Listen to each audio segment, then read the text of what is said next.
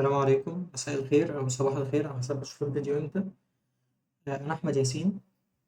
في الفيديو ده إن شاء الله هنتكلم وندردش مع بعض كده في شوية تولز أو تيبس وتريكس كده أو فلوز ممكن نستخدمها عشان نطلع بعض الحاجات اللي كنت شبه بحتاجها day to day في الكلية.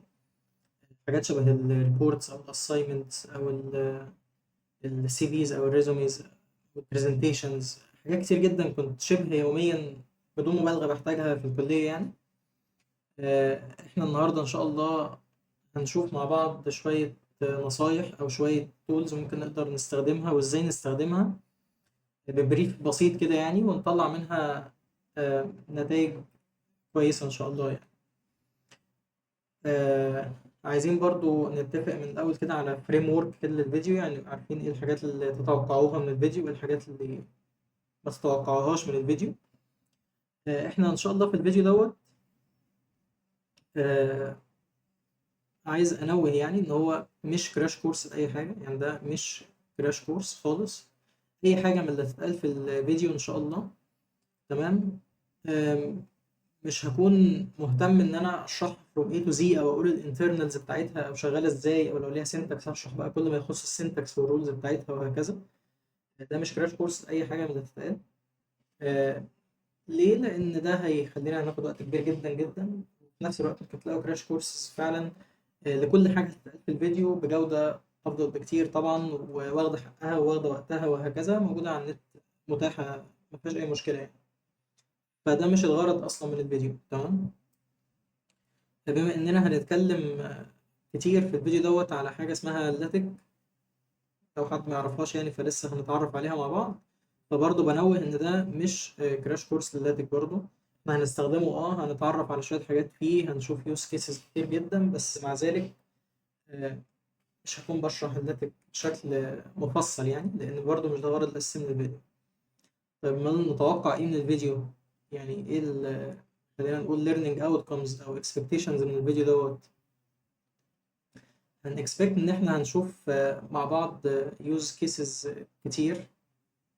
أنا بشوف نظري يعني إن هي مفيدة ومهمة، وكنت زي ما قلت بستخدمها day to day تقريبا في الكلية تمام. هنتعلم مع بعض tools مختلفة وتيبس وتريكس كمان مع التولز ديت عشان نطلع نتائج كويسة قدر الإمكان طبعا. آه، خلونا نبدأ بدون مقدمات أكتر من كده يعني. إحنا طبعا في الكلية، خاصة الكليات الهندسية، بما إني يعني خريج هندسة القاهرة، فأي حد من هندسة غالبا هيريليت يعني. عندنا كمية ريبورتات وأسايمنتات وكويزز وهكذا يعني. اللود على الحاجات دي بيبقى كبير جدا. فأنا بدون مبالغة يعني كنت شبه زي ما قلت day to day بعمل ريبورت أو assignment، أو في تسليمة من نوع ما presentation، في لازم يوميا كنت أبقى عليه حاجة من ديت يعني تمام. وحتى لو بتعمل مشروع مثلا، فأكيد المشروع دوت هيبقى لازم بجانب البروجكت هيبقى فيه أكيد documentation، هيبقى فيه ريبورت للبروجرس، هيبقى فيه ريبورت فاينل في الآخر، في presentation للمشروع. فحتى لو أنت بتعمل حاجة عملية 100% برضه هتحتاج الحاجات ديت معاها تمام. فأنا طبعا لما دخلت الكلية زي أغلب اللي بيسمعني غالبا دلوقتي، ما كنتش أعرف إن في حاجة أصلا بتعمل الريبورت assignments والحاجات ديت، غير طبعا الهاند ريتن. يعني بتكلم عن الحاجات الديجيتال اللي هي بورتابل على الكمبيوتر. يعني ما كنتش أعرف إن في حاجة بتعمل كده غير الوورد تمام. وأنا في بداية دراستي يعني للكلية ما كانش لسه الهايب بتاعت ال AI ديت حصلت يعني، وما كانش فيه اللارج لانجوج مودلز اللي موجودة دلوقتي، والطفرة اللي حصلت دي ما كانتش لسه حاصلة ساعتها. حتى لو في حاجة بتطلع ملفات PDF وكده، كانت جودتها ما تجيش عشر الحاجات الموجودة دلوقتي يعني. دلوقتي طبعا في فرق شاسع. فأنا ساعتها ما كنتش أعرف غير الوورد الحقيقة. وكنت بستخدمه في كل حاجة تقريبا بعملها من الحاجات ديت. وهو مش هقول يعني إن هو عاجز يعني، أو بيطلع حاجات فعلا كويسة عادي يعني، تقدر بالوورد تطلع حاجات محترمة برضو. بس المشكلة في رأيي يعني إن هو بياخد مجهود كبير قوي على نتائج ممكن تطلع احسن منها بكتير بمجهود اقل. تمام. يعني مثلا الوورد اي حد بيستخدمه عارف ان هو فيه شوية عيوب، لو انت مضطر تستخدمه بتبقى مضطر تتأقلم عليها. مثلا فجأة ممكن تلاقي التيبل اوف كونتنت اتجنن، في حاجة فيه مثلا بتطلع ايرور، في حاجة مش ظاهرة فيه مع انك عاملها هيدنج ومظبوطة وكل حاجة، الهيراركي بتاعتك مظبوطة يعني، لكن في حاجات مش ظاهرة في التيبل اوف كونتنتس فجأة. آه، ممكن فجأة مثلا لو ضفت صورة أو كلمة حرفيا تلاقي ملف فيه حاجات كتير ضربت بدون أدنى منطق أو سبب. يعني فجأة كده تلاقي آه، الكلام جه على اليمين والصور جت على الشمال، وتلاقي حاجات غريبة حصلت كده وأنت ما عملتش أي حاجة حرفيا.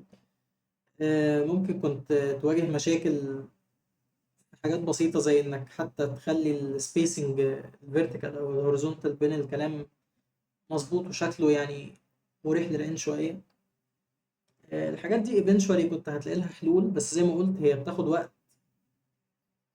يعني مقارنة بالاوتبوت اللي هيطلع منها وقت كبير على نتائج سوري يعني متواضعة. اللي هو انت لو جبت اقصى حاجة ممكن تخرجها من الوورد، يعني اقصى اوتبوت ممكن تطلعه منه، هتلاقي انه خد مجهود اكس مثلا. انت ممكن مش هقول لك ربع ولا نص، انت ممكن بعشر المجهود اكس ده تطلع حرفيا اوتبوت احسن من كده. طب ازاي؟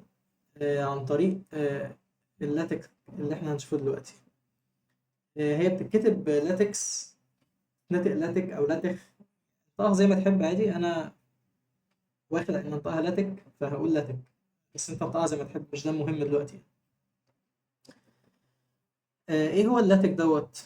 اللاتك ده يعني تقدر تقول كأنه programming language، بس سبيشالايزد شوية في ان هي تعمل حاجات معينة. آه، تعمل تايب سيتنج وريندرنج، يعني آه، بتقدر تعمل كل الاليمنتس اللي انت عارفها في الوورد، تعمل هيدر وفوتر ومارجنز، تعمل هيدنجز وسب هيدنجز وسب سب هيدنجز، وتعمل تيبلز وتعمل تشارتس ودياجرامز وفلوت شارتس، وتعمل بلوتنج، تعمل ريفرنسنج وتعمل كروس ريفرنسنج، تعمل تقريبا كل حاجه ممكن انت تتخيل انك تعملها بالوورد يعني. اللاتك بيعملها وبيعمل زياده اكتر منها بكتير كمان. تمام. احنا اللاتك زي ما اتفقنا هو بيعمل تايب سيتنج او ريندرنج لكل الاليمنتس ممكن تتخيلها، هيدر، فوتر، تتحكم في المارجنز تحكم كامل، تتحكم في كل الصفحه عموما تحكم كامل، انت اللي بترندر كل حاجه في الصفحه. تمام. طبعا التيبل اوف كونتنتس تقدر تعمل الكلام ده literally like nothing، يعني بكل سهوله تقدر تعمل تيبل اوف كونتنت، ليست اوف فيجرز، واسهل بكتير كمان من الوورد يعني. آه، ممكن تعمل ليست اوف equations، ليست اوف سيمبلز، ممكن تعمل كل اللي انت عايزه، ممكن تعمل كروس ريفرنسنج زي ما اتفقنا. كروس ريفرنسنج دوت اللي هو لما تبقى كاتب حاجه كده وتلاقي جنبها سكوير براكتس 2 مثلا، اللي هي بتشير يعني لان اللي فات دوت من الريفرنس رقم 2 في الريفرنس تحتي. تمام.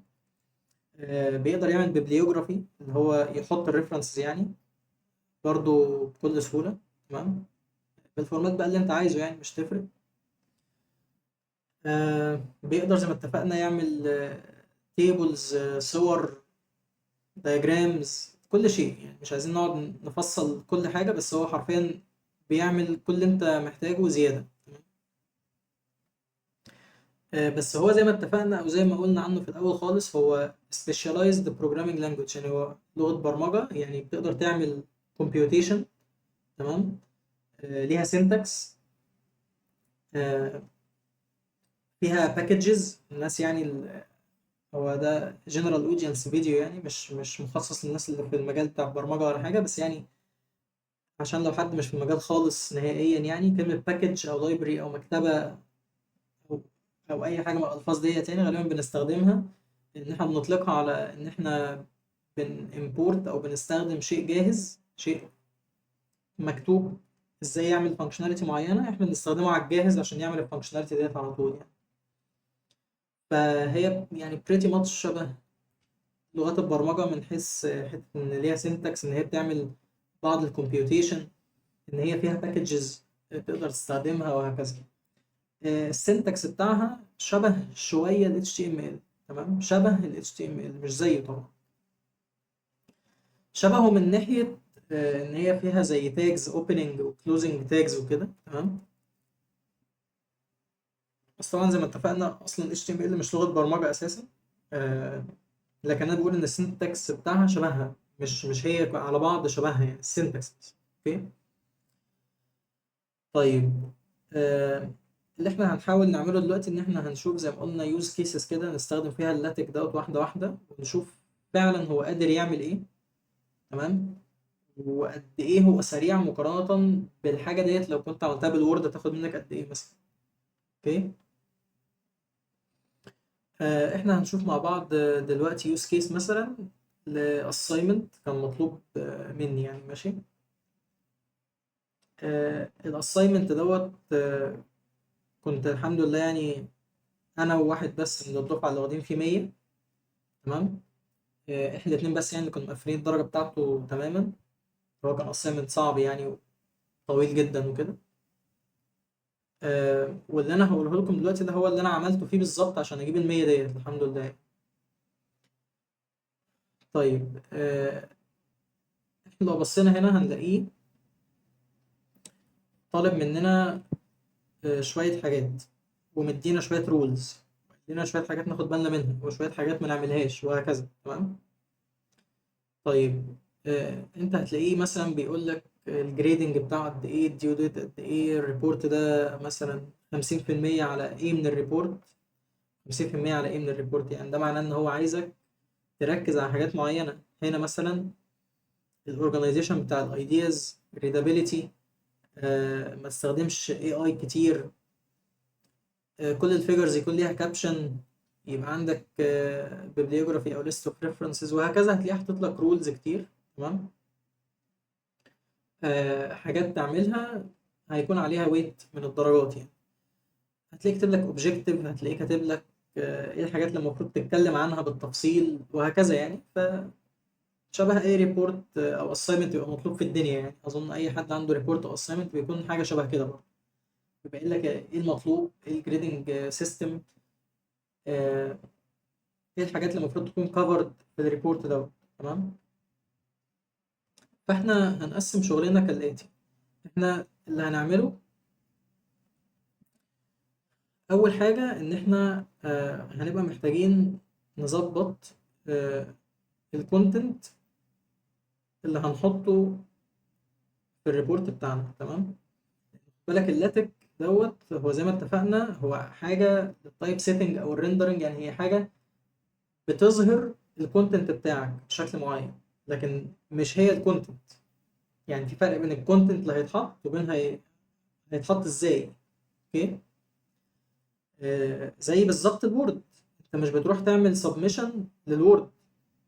الوورد بحد ذاته مش حاجه لا تعني للدكتور شيء يعني، لكن اللي بيعني للدكتور فعلا هو الكونتنت اللي انت حطيته جوه الوورد فايل. فهو هنا نفس الكلام، هو اللاتك ده تول، او زي ما اتفقنا سبيشاليزد بروجرامينج لانجويج بتعمل شويه حاجات اللي احنا قلنا عليها.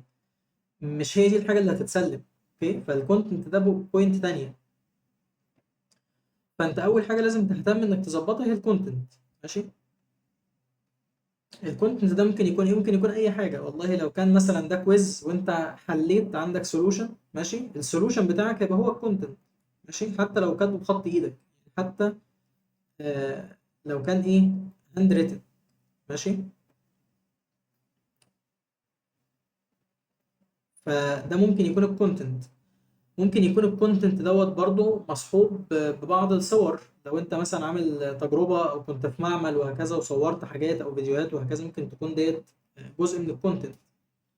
الكونتنت دوت ممكن يكون ريسيرش، يعني انت سرشت شوية وبصيت في ريفرنسز وبصيت في بيبرز وهكذا وجمعت حاجات تتكلم عنها، عملت لها اناليسيس وحللتها واستنتجت منها حاجات وهكذا. ده اللي انت طلعت بيه يعني. تمام. ممكن يكون لي صور كتير جدا. المهم يعني ان انا اللي قصد اقوله هنا ان الكونتنت المفروض ان انت اللي تكون عامله او تعبان فيه يعني. ماشي. يعني انا بشكل واضح وصريح يعني بادفايس اجينست، يعني بنصح بعدم استخدام الاي اي اللي هو يحل لك الحاجه بالكامل او يعملها بالكامل، او يحل هو السؤال او يعمل هو الريبورت بالكامل. آه، ده يعتبر لو كانت الحاجه دي جريدد طبعا يعتبر نوع من الغش يعني. تمام. لو كان سؤال وهو حله او كويز وهو حله وهكذا فده طبعا غش صريح، خاصه لو كان جريدد. فانا ما بنصحش بكده طبعا. انما الكونتنت دورك ان انت توفره، حتى لو زي ما قلت هاند ريتن عادي، اكتبه حتى على ورقه، ممكن تاخد الورقه دي هتحولها لتكست في ثانيه باي موديل يعني، مش قصه. فاول خطوه ان انت تبريبير الكونتنت دوت. تمام. انا طبعا في الفيديو دلوقتي اكيد مش هقدر اقعد احل يعني الاساينمنت طبعا، او اعمل الريسيرش دوت جوه الفيديو دلوقتي، او في بعد شويه هنشوف سؤال المفروض نحله، مش هقعد احل الحاجات ديت هنا لان ده irrelevant وياخد وقت طويل طبعا. فانا هنا هخلي الاي اي هو اللي يحل. بس انا قلت اقول التنويه دوت، يعني ان انت المفروض الكونتنت انت فعلا اللي تكون عامله او مفكر فيه او محضره وجايب الريسورسز بتاعته وهكذا يعني. مش المفروض ان انت تخلي اي يعمله على طول. ولكن ستيب 1 ان احنا خلاص بشكل ما خلاص معانا الكونتنت. طيب تاني ستيب ان احنا هنحول الكونتنت دوت. تمام. الاوتبوت جاهز على التسليم، سواء كان ريبورت يعني حاجه بي دي اف يعني في الاخر، او برزنتيشن او ايا كان. هنشوف بقى كذا يوز كيس مع بعض دلوقتي. تمام. انا طبعا زي ما قلت في الفيديو دلوقتي هخلي الاي اي هو اللي جنريت الكونتنت، لان ايه مش هيكون عندنا وقت نعمل كل الحاجات ديت ولا هيبقى مفيد لمحتوى الفيديو يعني. فمثلا انا اللي هعمله هنا ان انا هاخد الاساينمنت دوت، هو طالب مني الحاجات ديت. تمام. فانا هاخد اللي هو طالبه كله. ده في الفيديو يعني، مش ده اللي حصل في الحقيقة، بس انا بقول لك في الفيديو هنعمل كده مع بعض. انا بفضل للكونتنت بفضل استخدم كلود. ماشي. فانا هروح على كلود مثلا، وهخليه جنريت كونتنت للريبورت دوت. ممكن انت لو عندك LLM بتفضل تستخدمه اكتر ممكن تستخدمه عادي، بس انا بحب كلود في الكونتنت كريشن عموما يعني، خاصة حاجات الساينتفك شوية زي كده يعني. تمام. فاحنا هنخش على كلود عادي، هتعمل ساين ان عادي، فري بلان عادي، ما مفيش اي حاجة محتاجة شرح في الموضوع دوت يعني. ممكن بس نخليه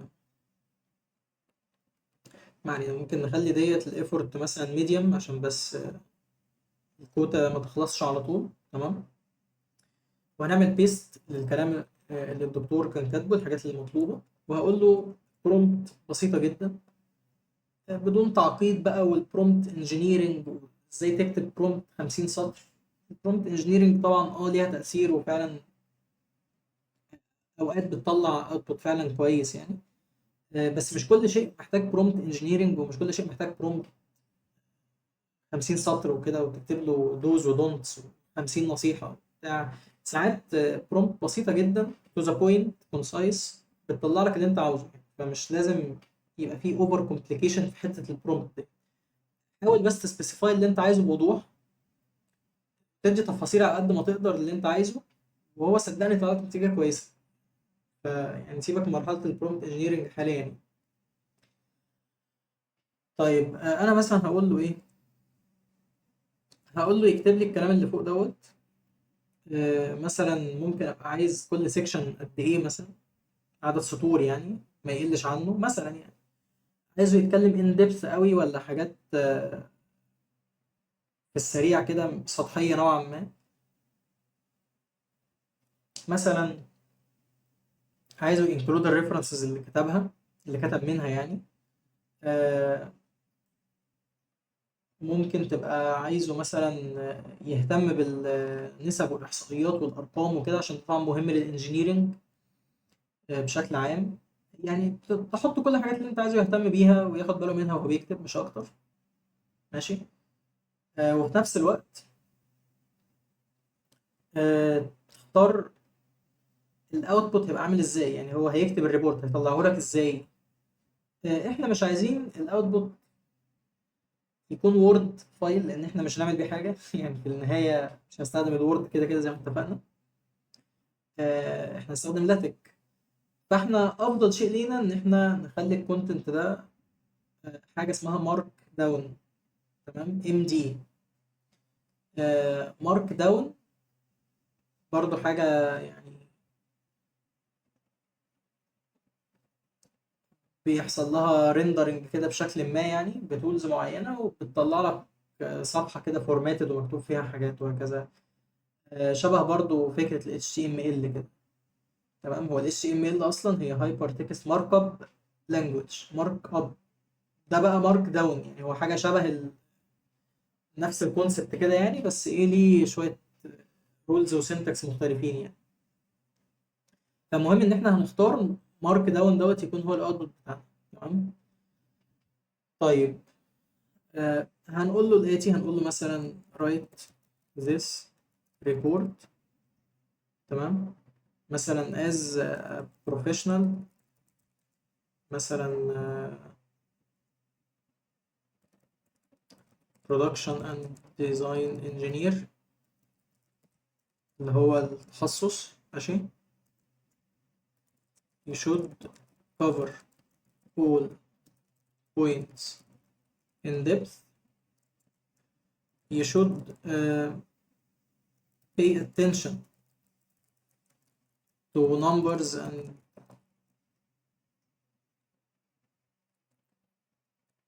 quantities مثلا، بما ان ده زي ما اتفقنا مهم للانجينيرنج بشكل عام.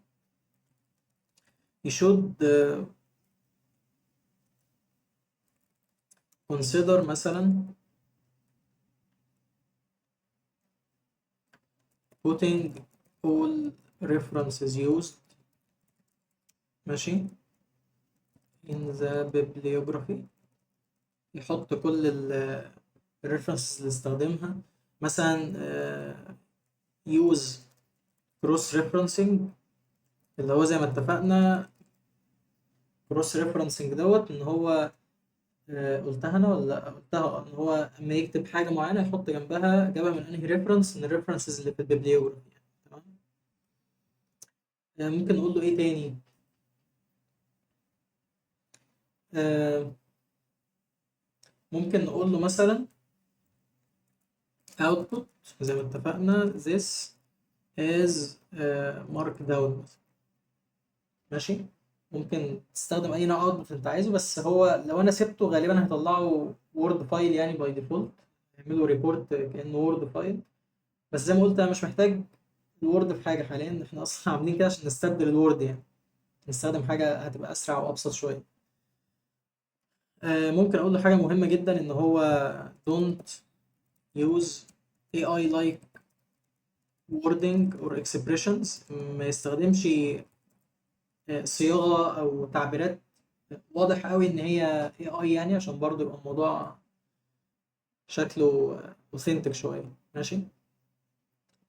وهنعمل كده ونستنى ايه كلود يطلع لنا الكونتنت. ماشي. يبقى احنا كده في المرحله ديت. عقبال ما يعني ما نخلص كده دردش معاكم شويه اللي احنا عملناه. هو بيقول مش عايز يكتبه عشان هو كاتب ما تستخدمش اي اي في الرولز. ف تعالوا ناخد نفس اللي احنا كتبناه، بس نشيل الجمله اللي كان كاتبها الدكتور بتاعت ما تستخدمش اي اي ديت. كان كاتب هو في الرولز ما يبقاش فيه اكتر من 20% اي اي اهي. فطبعا كلود لما شافها يعني قال لك عشان الانتجريتي طبعا ما يستخدمش اي اي. فتمام. طيب تعالوا نجرب نسند تاني كده.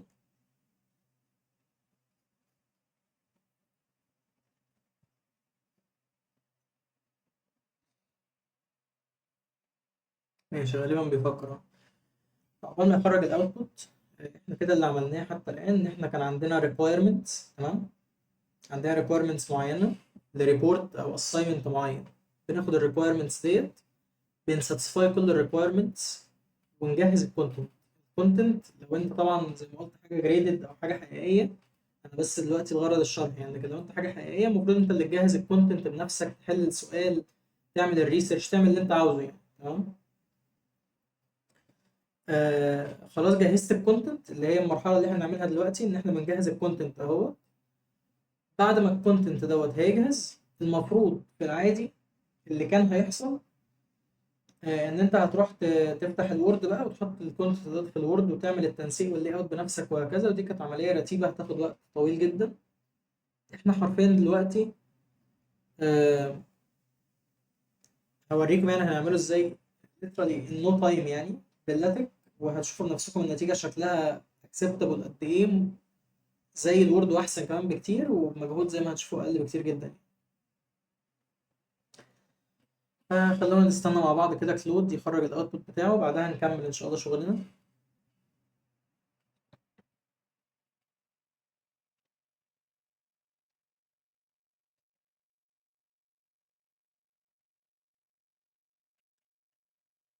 طيب احنا ممكن عقبال ما يخلص الاوتبوت ممكن اوريكم مع بعض احنا هنستخدم ايه لللاتك. ماشي. انت هتكتب اوفر ليف. اوكي. اوفر ليف هيجيب لك الموقع دوت. تمام. اوفر ليف اونلاين لاتك اديتور. اوفر ليف ده زي ما انتم شايفين اديتور بيكمبايل ويرندر اللاتك. تمام. ريل تايم كده، يعني لما بتكتب بيبقى ظاهر لك على اليمين البي دي اف اللي هيظهر يبقى شكله ايه. فانت هتفتح الموقع ده. هتعمل طبعا ساين اب او لوجن طبيعي جدا زي ما بتعمل على اي موقع يعني عادي. هتعمل مثلا نيو بروجكت. خليه بلانك بروجكت، سميه اي حاجه مثلا. سميه مثلا اس ال اي ولا حاجه. فهيفتح بالشكل ده. بيبقى ظاهر لك على الشمال الفايل اللي مكتوب فيه التكس، او التكس ده الاكستنشن ده الامتداد ده تي اي اكس او تكس، اللي هو لاتك فايل. ماشي. على اليمين بيكون ظاهر لك لما يترندر او يطلع بي دي اف فايل هيبقى شكله ايه. تمام. فاللي مكتوب على الشمال ده هو اللي بيطلع اللي على اليمين ده. زي ما انتم شايفين كده من شكل اللاتك، زي ما قلت لكم هو شبه السنتكس كده بتاع ال HTML. عنده بيجن واند للتاجز وكده. تمام. بيقدر يمبورت باكجز بتعمل وظائف معينه. جرافيكس دي جرافيك اكس ديت اللي هي بنستخدمها مع الايمجز وكده. في تك زي مثلا بنستخدمها مع الشارتس والجرافز وهكذا. هنشوف يعني مع بعض دلوقتي كذا حاجه. بس ده عموما بيكون شكله يعني، واحنا زي ما اتفقنا مش مهتمين قوي بالسنتكس بتاعه يعني. most of the time مش هتكون انت اللي بتكتب السنتكس قوي يعني. ماشي. زي ما هنشوف دلوقتي هنعمله ازاي. فده عموما الموقع اللي احنا هنستخدمه اغلب الوقت النهارده يعني، اللي هو اسمه اوفرليد. تعالوا نرجع نشوف كلود وصل لايه. هو دلوقتي بيكتب لك هو عمل ايه وسرش وجمع داتا وجمع ريفرنس وهكذا. دلوقتي بيكتب الريبورت اهو، هنستناه ونشوف هنعمل ايه بعدها.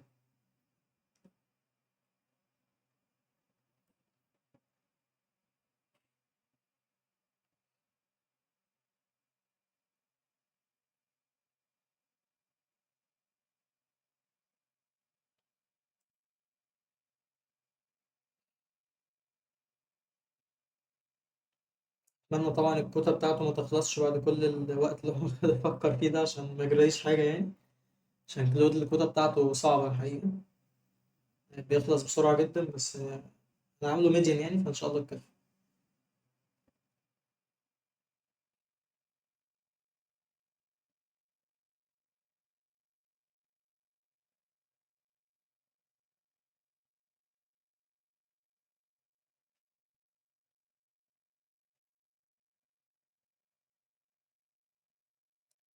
ماشي. دلوقتي كلود خلص اهو. اوكي. هتلاقيه عامل اوتبوت لشوية حاجات كده. أول حاجة طبعا الريبورت اللي هو المارك داون. احنا قلنا له طلع مارك داون فطلع بالشكل ده. المارك داون زي ما اتفقنا هو كده بعد ما اتعمل له ريندرنج، انما الاوتبوت نفسه بيبقى حاجة بالشكل دوت كده.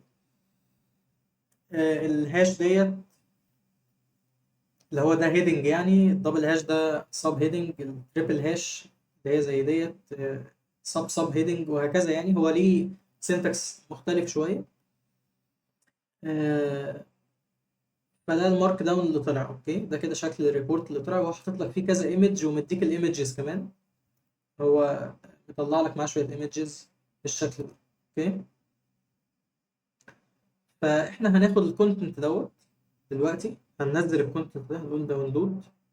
اتمنى ينزل يعني اهو داونلود. ماشي، فهننزله هنا، هنروح على المكان بتاعه. تمام، هنعمل له اكستراكشن عادي جدا. دي كده الفايلات بتاعت الكونتنت اللي هي احنا دلوقتي استخدمنا فيها الاي اي دلوقتي. تمام، لكن زي ما قلت انت لو في الحقيقه الكونتنت دوت هيبقى هو الحاجه اللي بتبذل فيها مجهود وبتعملها بنفسك وبتشو ايفورت فيها، لان دي الحاجه الجريدد المفروض انك تعملها عشان تستفيد يعني. هتاخد الكونتنت اللي اتعمل دوت وهتروح لتول تانية. ماشي، انا مثلا بحب استخدم جيميناي، فهتروح لجيميناي. تمام، آه هترفع له الفايلات ديت. اوكي، والابلود فايلز، وتديله الكونتنت اللي انت لسه مطلعه حالا. اوكي، تيجي هنا، ده الكونتنت بتاعنا كان الصور والمارك داون فايل بالشكل ده. هتعمل لهم اوبن في جيميناي. ماشي، هو كده معاه الكونتنت اللي انت طلعته من كلود كله. خلاص، هتقول له بكل بساطة ان انت عايز تكتب الكونتنت دوت. تمام، يوزنج اللاتك. هو هيطلع لك آه، حرفيا الكود الجاهز، اللي هو لما تاخده وتحطه على اوبر ليف هنا وتعمل له كومبايليشن هيطلع لك الريبورت بدون اي مشاكل. تمام، وهنبدأ وقتها نشوف بعض الحاجات اللي ممكن نعمل لها كاستمايزيشن او نظبطها وهكذا، يعني زي ما هنشوف. خلاص، فاحنا هنقول له مثلا write this in latex. تمام، ممكن مثلا عشان نأكد عليه نقول له do not ignore or exclude or miss any data، عشان جيميناي ساعات بسبب الويندو سايز بتاعته والتوكنز وكده ممكن تلاقيه بيمس شوية داتا، بس يعني قدر الإمكان عايزينه إيه ما يضيعش حاجة من الكونتنت. آه ونشوف إن شاء الله هيطلع إيه. هنستناه برضو شوية، بس إن شاء الله مش هاخد وقت قد كلود، يعني المفروض يبقى أسرع شوية.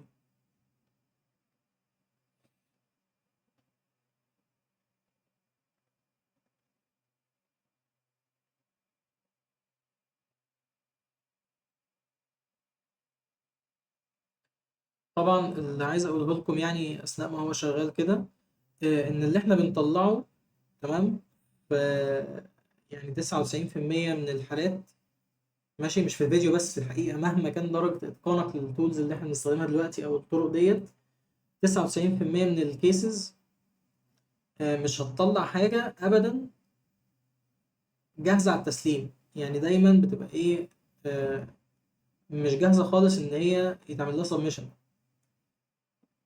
حلو، دايما بيكون في حاجات محتاجة تتظبط وتتعدل ويتعمل لها تيوننج وريفايننج وهكذا. فاحنا أي أوتبوت هنطلعه لازم يبقى فيه تيوننج، لازم يبقى فيه ريفايننج لشوية حاجات. ممكن يبقى في حاجات غلط نظبطها، ممكن يبقى في حاجات محتاجة تتضاف.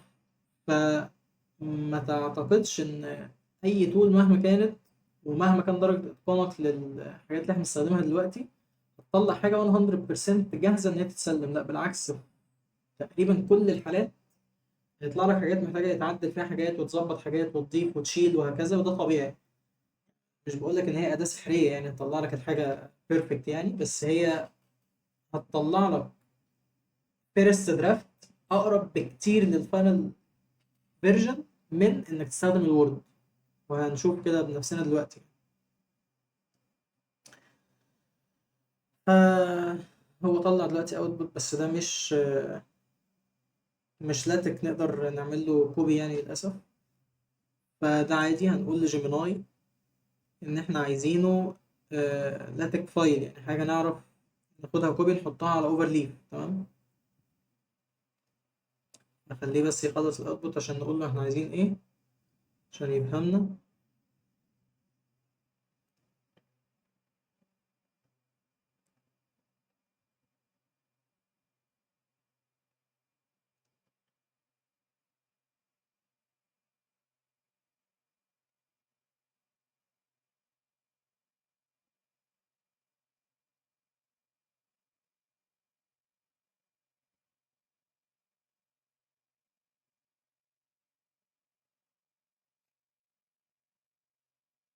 هو كاتب لاتك على فكرة عادي، بس هو جيميناي ساعات بدل ما يديك اللاتك نفسه الكود بتاعه يعني، بيعمل له ريندرنج لوحده. فاحنا مش عايزينه يرندر اللاتك، يعني مش عايزينه يطلعه كحاجة كأنه PDF كده على الشاشة. احنا عايزين اللاتك نفسه، عايزين الكود بتاع اللاتك نفسه.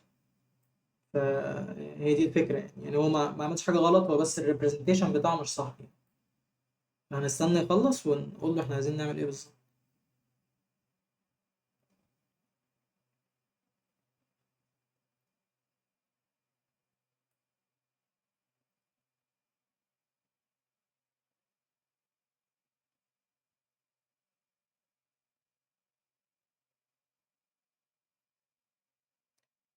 طب نرستارت عشان وقت الفيديو بس. ممكن ايه نبدأ نديله نفس البرومت اللي عملناها عادي، بس هنأكد عليه ان هو يكون مش مترندر، يعني كل لاتك كود نقدر ناخده كوبي. تمام. فهنروح نديله نفس الفايلات تاني عادي، هي الصور والمارك داون فايل. وهنقول له write this report in latex, copyable latex file but not rendered. تمام، عشان حاجة نقدر ناخدها كوبي يعني. do not miss any data. نجرب كده المرة دي.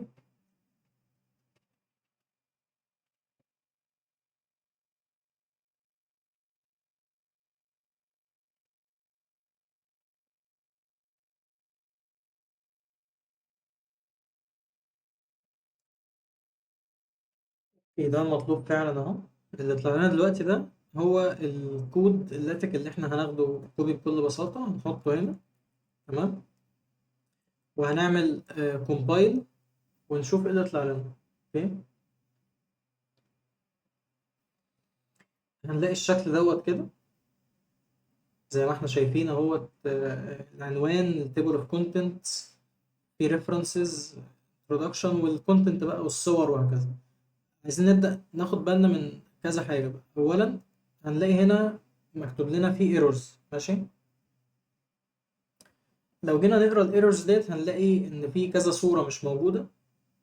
ودي مشكلة بسيطة هنحلها دلوقتي بحل بسيط قوي.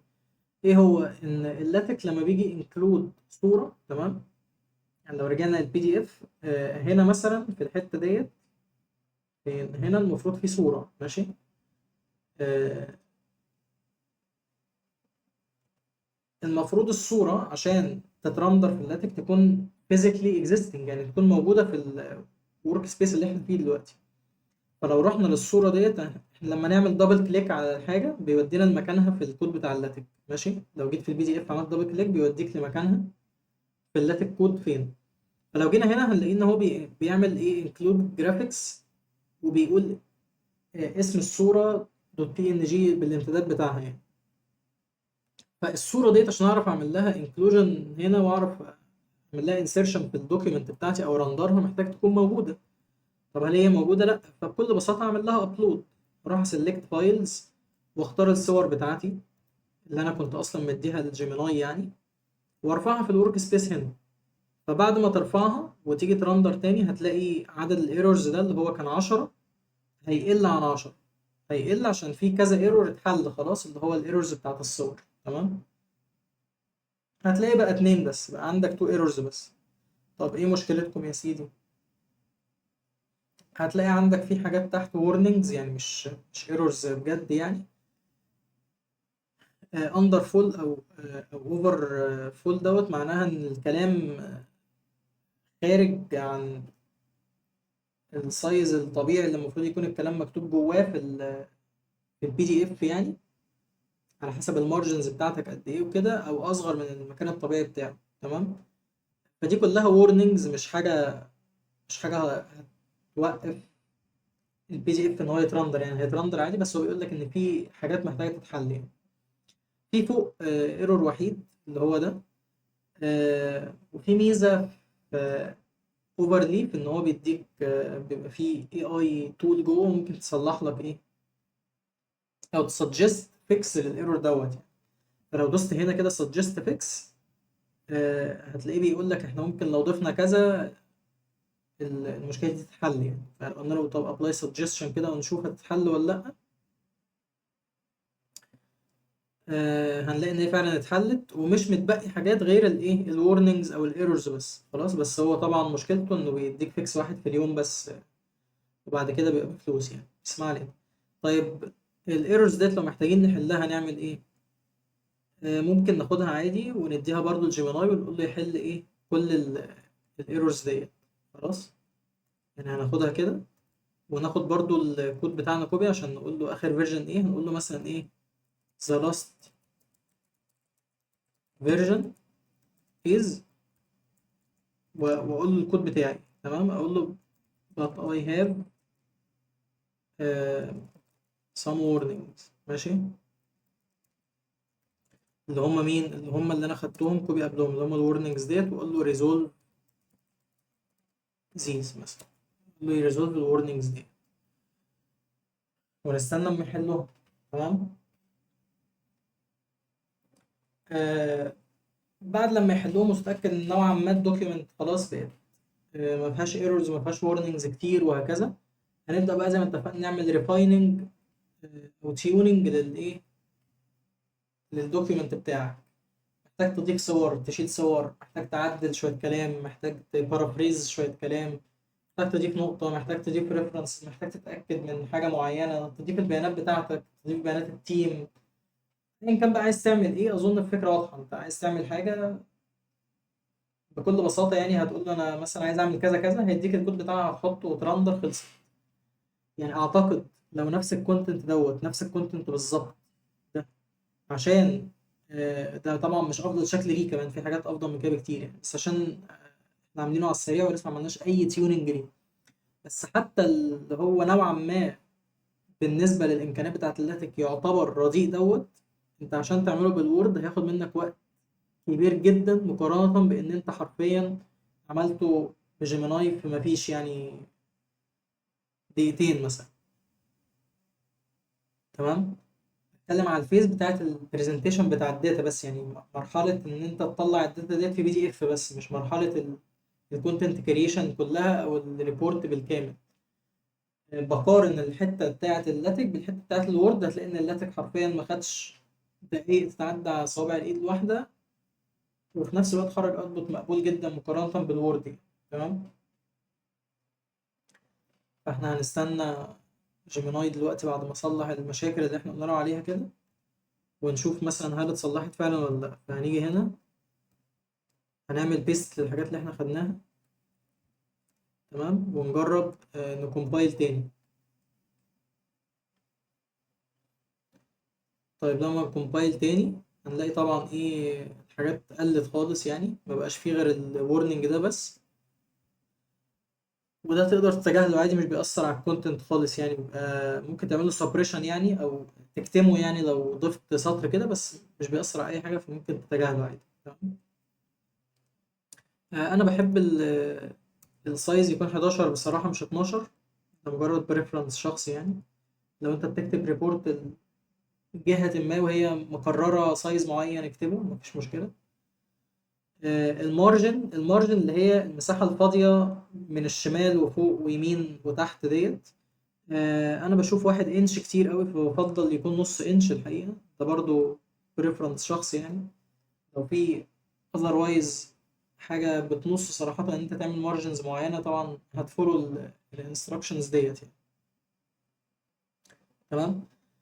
فاحنا هنا زي ما انتم شايفين كده بقى عندنا شبه ريبورت كامل. عندك تيبل اوف كونتنتس، عندك لو عايز تضيف ليست اوف فيجرز والحاجات ديت سهله جدا برضو عادي.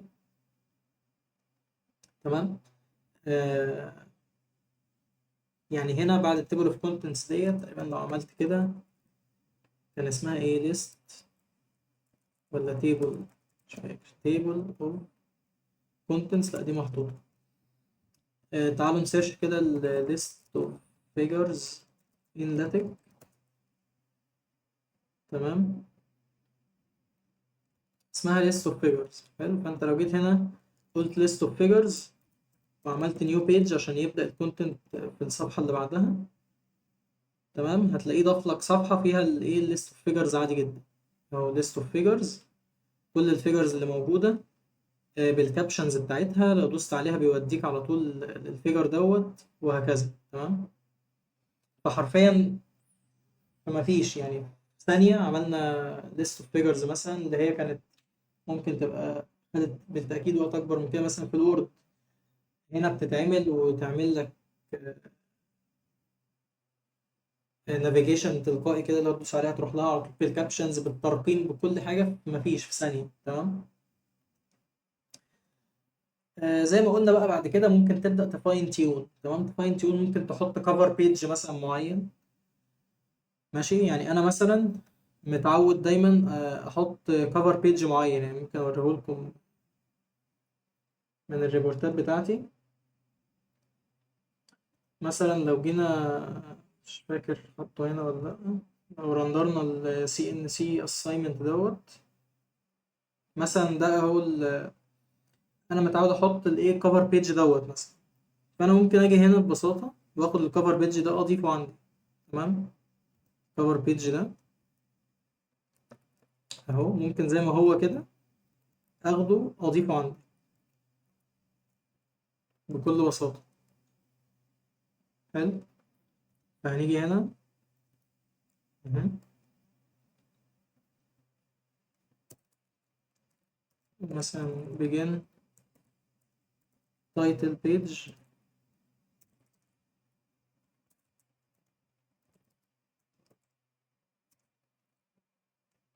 وهنحط الكفر بيج بتاعتنا. تمام، نعمل بعدها نيو بيج.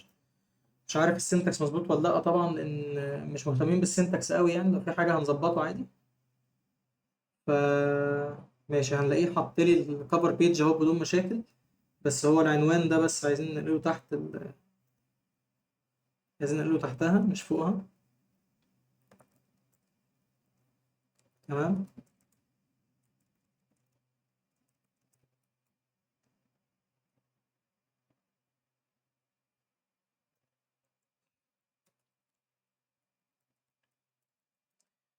طبعا في صورتين هنا مش مترندرين، اللي هما الليفت لوجو والرايت لوجو. ليه مش مترندرين؟ عشان ببساطة برضو هم عبارة عن صورتين، فأنا مش حاطط الصورتين. طب المفروض أعمل إيه؟ المفروض أضيف الصورتين دول. أنا ممكن في برضو ميزة هنا، إن أنت ممكن تأبلود صور أو ملفات من بروجيكتس تانية. فأنا ممكن أفتح أي بروجكت من اللي فيهم الصور ديت، مثلا اللي هو اللي إحنا فاتحينه دلوقتي اللي اسمه ريبورتس ده، هلاقي في الفايلز بتاعته ليفت لوجو ورايت لوجو. فبكل بساطة هضيفهم عندي، هقول الليفت لوجو ده هعمل له كرييت، هضيفه هنا، وهعمل نفس الكلام، اختار نفس الحاجة ريبورتس، والمرة دي اختار رايت لوجو واضيفه برضه عندي. تمام، اللي هو ده. فلو جيت دلوقتي اريكومبايل تاني هلاقي الكفر بيج ظهرت. تمام، بالشكل ده. آه، طبعا في ايرورز. ماشي، بكل بساطة عشان تعمل ميك تايتل هنا مش كاتب تحتها حاجة، فممكن ناخد التايتل ده هنحطه هنا.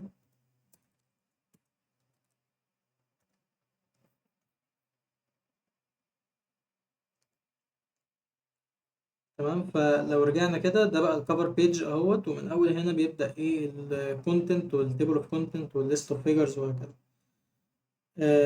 ممكن لو عايز، لو في اي ايرورز لسه مش عارف تحلها بكل بساطة، تاني برضه هتاخدها هنا وهتقول له ان في ايرورز بالشكل الفلاني اللي هي ديت. تمام، مفيش ثواني هيصلحها لك ويرجعها لك بعد ما اصلح الايرورز، وخلاص على كده الموضوع بسيط يعني. تمام. هو بيقول لك الايرورز كذا كذا، والكوريكت ستراكشر المفروض تكون بالشكل الفلاني. تمام. هو مديك الاستراكشر لحد الليست اوف فيجرز، مش كل الدوكيومنت، يعني صلح لك الحته بس اللي فيها مشكله. تمام. فاحنا هناخد الحته دي بس كوبي. هو قال لحد الليست اوف فيجرز اللي هي لحد هنا، ده الحته اللي احنا خدناها كوبي، بس هنحطها بالشكل ده. تمام.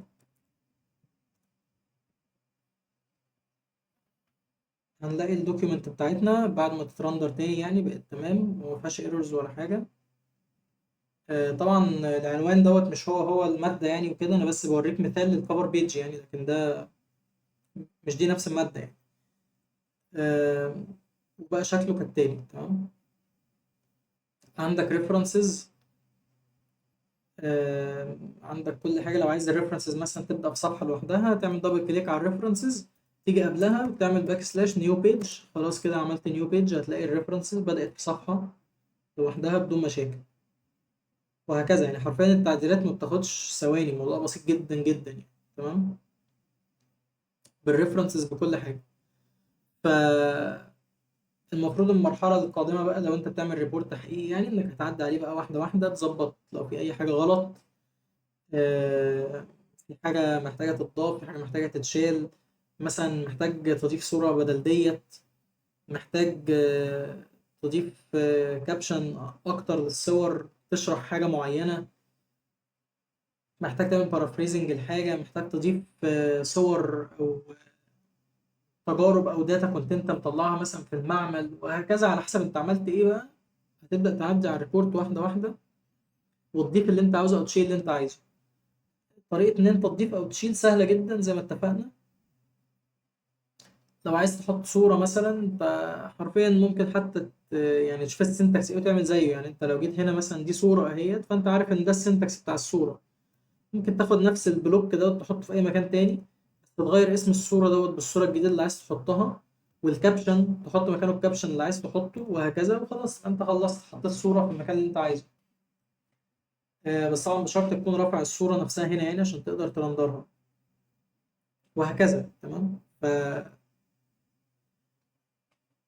الوقت بقى بتبدأ تكتشف حاجات أكتر، طبعا تعمل بيه فيتشرز أكتر، تعمل بيه إمكانيات أكتر بكتير. بيبدأ تاخد وقت أقل. احنا بس عشان الموضوع يعني نوعا ما تعليمي، بوريكم من اول يعني ما بناخد الريكويرمنتس ونعمل الكونتنت او نجنريت الكونتنت او نكتب احنا الكونتنت بنفسنا زي ما اتفقنا، وبعدين نجنريت اللاتك. ومن هنا بتبدا مرحله ان انت تعمل الريبورت الفعليه بقى، اللي هي كانك بتستخدم الوورد كده، بس زي ما اتفقنا اللاتك زي ما انتم شايفين طبعا اسرع بكتير يعني. في ناس حتى ده بالنسبه لها ساتسفاينج يعني، في ناس بالنسبه لها ده كده الاوتبوت ده كده كويس، شكله مقبول بالنسبه للناس. في ناس ممكن ما تعرفش تطلعه بالوورد حتى، فده بالنسبه للناس خلاص كويس جدا. بس انا زي ما بقول لكم يعني، مع تيوننج اكتر وكده بتقدروا تطلعوا حاجات احسن بكتير. يعني انا ممكن اوريكم ريبورت حقيقي بدل، مش حاجه تعليميه يعني، ريبورت بجد كنت عامله قريب.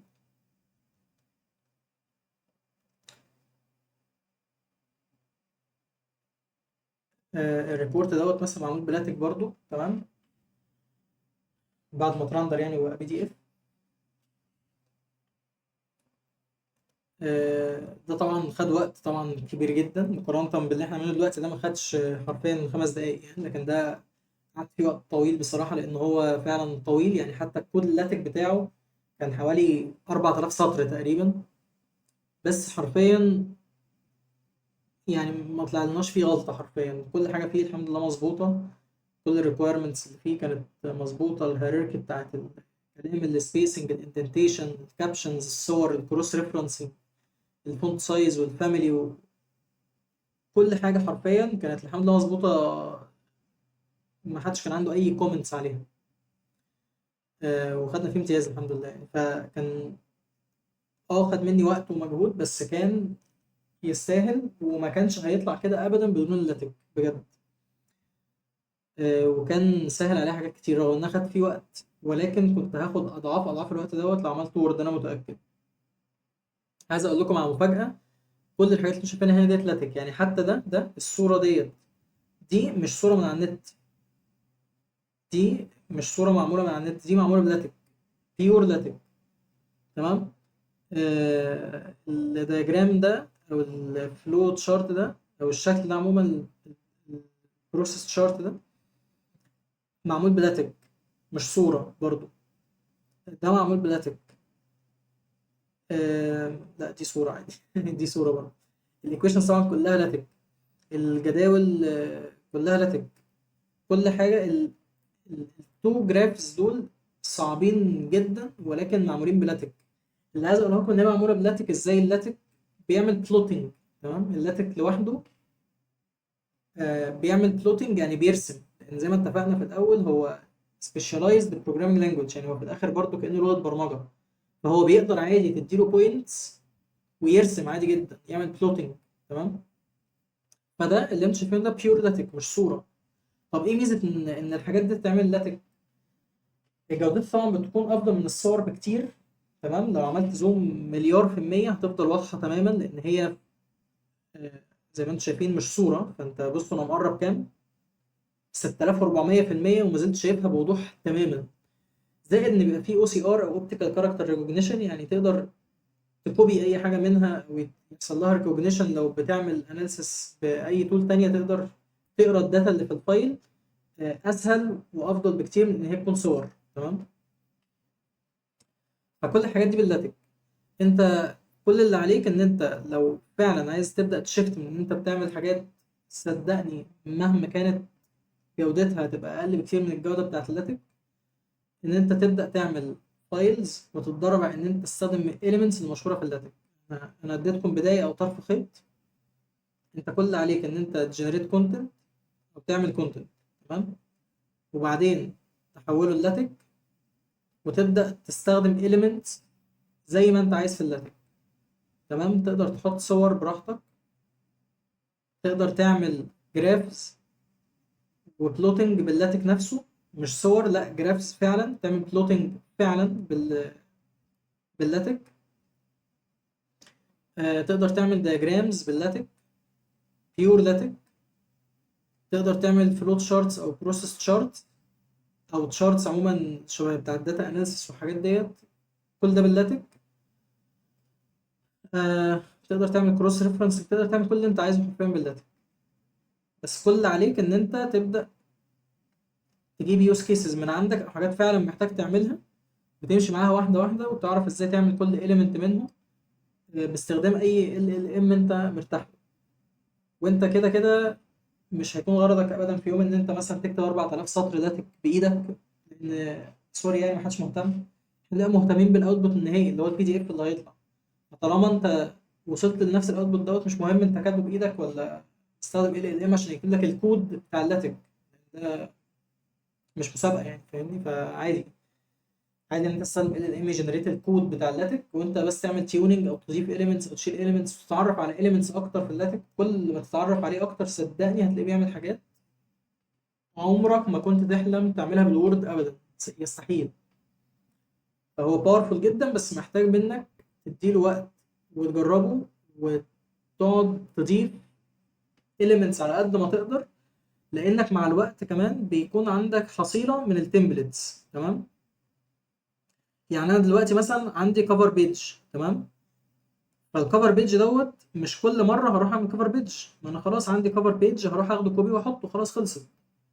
مثلا عندك تمبلتس او طريقة معينة بتعرف تعمل بيها الريفرنسز، خلاص مجرد ما عملتها مرة بقت موجودة.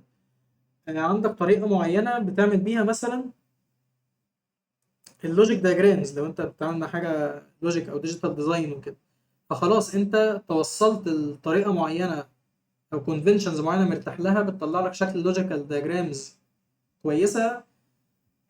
خلاص ده بقى كأنه تمبلت عندك، وهكذا. فانت مع الوقت كل ما تعمل elements اكتر، كل ما هيبقى عندك تمبلتس او حصيلة جاهزة اكتر، هتسهل عليك بعد كده. يعني انا دلوقتي لما باجي اعمل ريبورت حرفيا ببقى كاني بركب قطع بازل، كل حاجه تقريبا ببقى عملتها قبل كده وعندي تمبلتس ليها، فبكل بساطه بروح استخدمها، بريوز الاليمنتس ديت. فده ميزته. ان احنا حرفيا مع الوقت بيبقى عندنا حصيله من الريوزابل اليمنتس. ده عمره ما هيحصل الا لو انت قعدت فتره آه، بتشتغل عليه كتير وبتجرب كل حاجه فيه وبتجرب اليمنتس كتير فيه، بتطلع بيه شغل كتير. ده هيخلي عندك حصيله من ايه، من التمبلتس مع الوقت. تمام. طيب عايزين نشوف كذا يوز كيس تاني كده على السريع. احنا كده كأننا عملنا ريبورت مثلا سوا. ممكن مثلا نكون عايزين نعمل ايه، برزنتيشن. تمام. فاحنا ممكن ناخد نفس الريبورت ده اللي احنا لسه عاملينه ده، ونقول له ايه لجيميناي برضه، نقول له مثلا from this report as a single source of truth make me a presentation in LaTeX. خدوا بالكم اللاتك بيعمل برزنتيشنز. تمام. بيستخدم لايبرري اسمها بيمر او كلاس اسمه بيمر. ماشي. فاحنا هنقول دلوقتي جيميناي يستخدم البيمر عشان يعمل لنا برزنتيشن سلايدز. تمام. اللاتك يوزنج ايه، بيمر كلاس. حلو. طيب ايه تاني، عدد السلايدز قد ايه مثلا. اي وونت مثلا 25 سلايد، اي عدد طبعا، مش فارقه قوي. ماشي. ماشي، ما علينا. وهنقول له اوكي.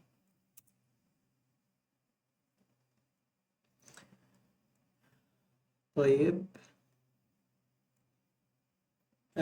هو بيقول لك تعمل فايل تسميه اي حاجه دوت تكس وتاخد الكلام ده تحطه جواه. فانا هعمل زي ما هو قال لي، هاجي هنا هعمل نيو فايل سميه اي حاجه دوت تكس برزنتيشن مثلا،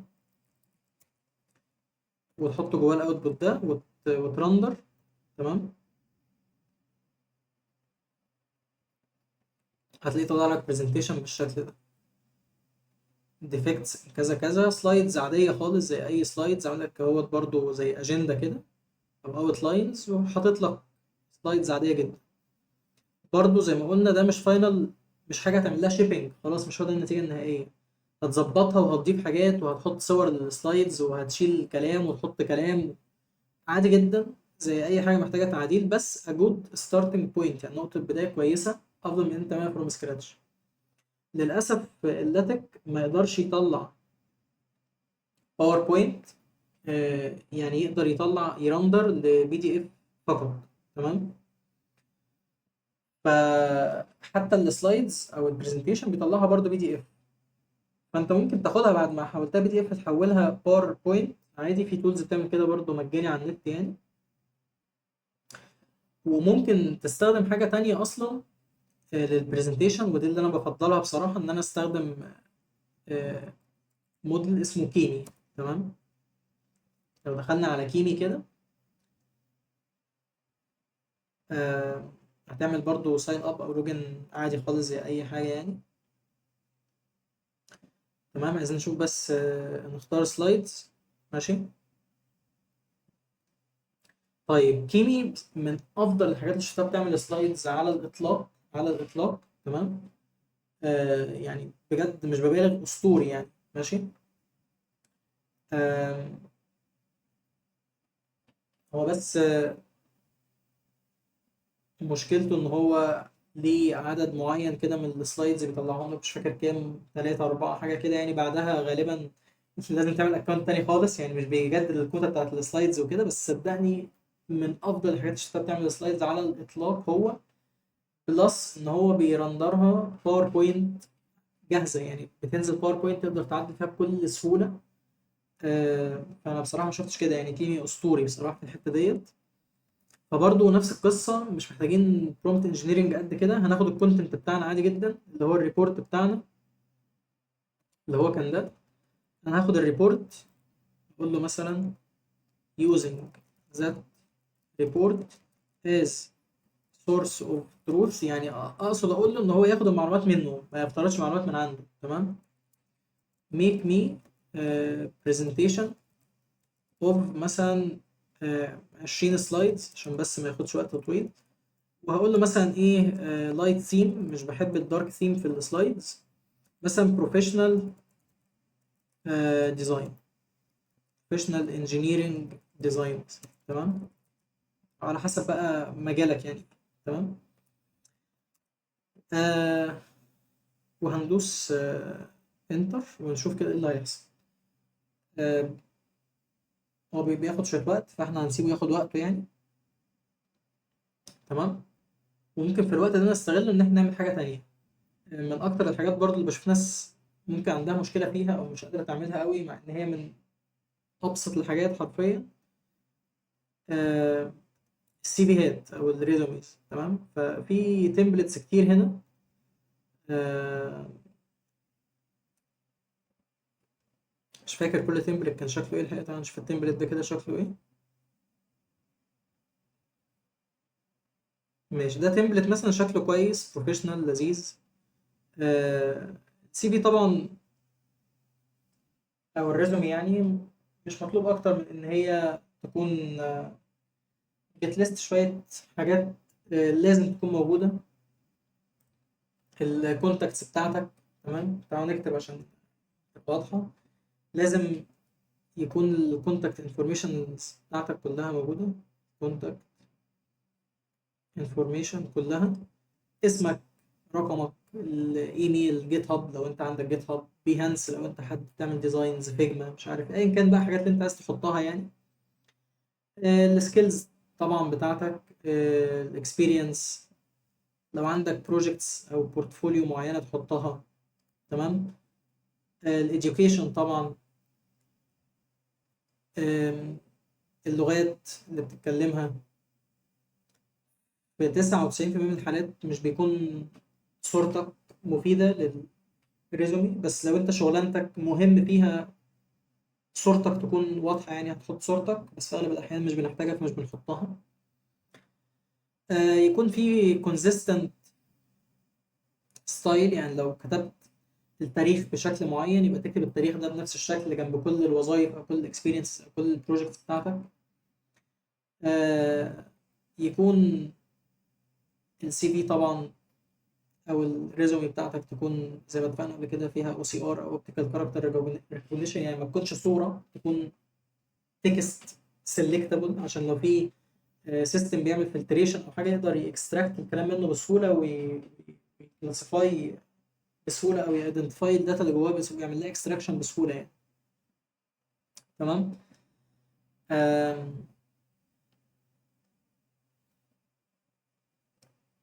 يكون في سبيسنج محترم، ما يكونش فيه الوان كتير وحاجات وديزاينز وحاجات شبه كده، unless برضه ان الديزاين ده جزء من شغلك يعني. لكن انا بكلم حد مثلا باك اند مثلا، فما فيش اي داعي الالوان كتير وديزاينز ودوائر ومثلثات ومربعات وحاجات بشكلها مش بروفيشنال خالص، شكلها مشتت ومش بيضيف اي قيمه خالص للريزومي. فيكون حاجه سيمبل بروفيشنال، الوان محايده وهكذا يعني، مش مطلوب اكتر من كده وبيطلع في الاخر حاجه كويسه. فاحنا مثلا لو بصينا على التمبلت ده. ماشي. انا عندي التمبلت اللاتك بتاعه جاهز. فاحنا هناخده لاي موديل برضو وليكن جيميناي مثلا. او بلاش، ممكن نجرب حاجه تانية عشان زهقنا من جيميناي، ممكن نروح لشات مثلا. هو اي موديل هينفع يعني، بس انا بجرب معاكم بوريكم ان اي موديل ايا كان كفاءته، مش لازم يكون برو ولا لازم يكون اي حاجه، هيطلع لك حرفيا معظم الحاجات ديت نو تايم يعني. فعلا فعلا بشوف ناس بتدفع فلوس في الريزومي او السي في، ما اعرفش ليه. مع ان بجد سهل جدا تعمله في دقايق. تمام. هنيجي هنا هنحط له الفايل ده اللي هو التمبلت اللي عجبنا، مثلا في تمبلتس غيره ممكن ابقى اوريها لكم لو حد محتاج ياخد تمبلت تاني غير دوت يعني، يتصفحهم كده ويشوف ايه اللي عاجبه. آه طبعا التمبلت ده ما بيكونش فيه داتا حقيقيه. تمام. فانت المفروض تحط له داتا حقيقيه، يعني المفروض تقول له ان الداتا بتاعتك مثلا ان اسمك كذا كذا. ماشي. سنك، تعليمك، اللغات اللي بتتكلمها، الاكسبيرينس اللي عندك، لو في لينكات لجيت هاب مثلا لو عندك تحطها، لينكد ان بتاعك تحطه. آه تديله الداتا بتاعتك بقى، فانت المفروض تقول له الداتا ايه. ماشي. يعني المفروض يكون الداتا بتاعتي كذا كذا وتكتب له الداتا بتاعتك. تمام. ف آه مثلا اقول له اهو اسمي مثلا. آم، مش عايز اكتب داتا حقيقية في الفيديو. مش عارف، يعني مش عايز اكتب الداتا بتاعتي ولا الداتا بتاعت حد. عندي فايلز فعلا شبه كده يعني، من ناس كنت عملت لها ريزومي قبل كده، ولكن مش عايز اعرض داتا حقيقية يعني. ف تعالوا طيب، تعالوا ناخد التكست فايل ده نفسه، اوريكم هو شكله عموما ايه لما بيترندر. تمام. هو في داتا بس داتا مش حقيقية. فالفكرة بس ان انت هتاخده لأي موديل وتديله الداتا الحقيقية بتاعتك. مش شرط خالص تكون فيها اي نوع من الفورماتنج، يعني مش بقول لك انك هتخش تعمل سي في وتبعته له، انت هتكتب له الداتا بتاعتك حرفيا بلين تكست كده، يعني مش فارقة خالص شكلها او الفورمات بتاعها ايه، لان هو في الاخر مش هيعمل بيها حاجة، هو هي اكستراكت الداتا وهتبقى في فايل تاني خالص. فانت كل اللي عليك ان انت هتعمل فايل هنا، اي اسم انت عايزه بالتكست، وهتحط جواه ايه، الريزومي.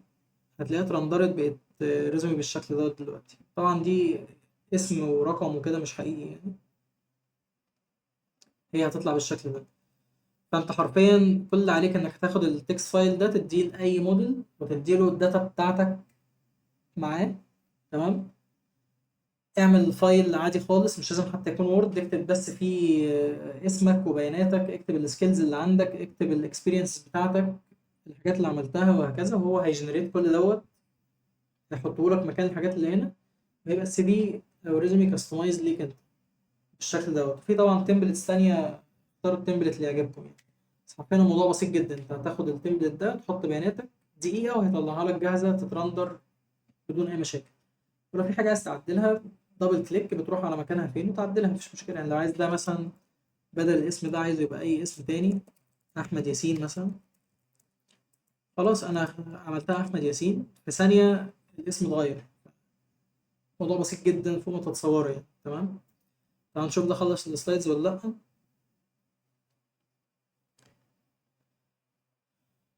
ماشي. هو بس كيمي مشكلته بياخد وقت شوية في الجنريشن للأسف، بس بيطلع نتيجة صدقوني تستحق يعني. هو ساعات بيحصل له مشاكل كده، ممكن الكود تخلص قبل ما يطلعها مثلا، ده وارد بيحصل يعني.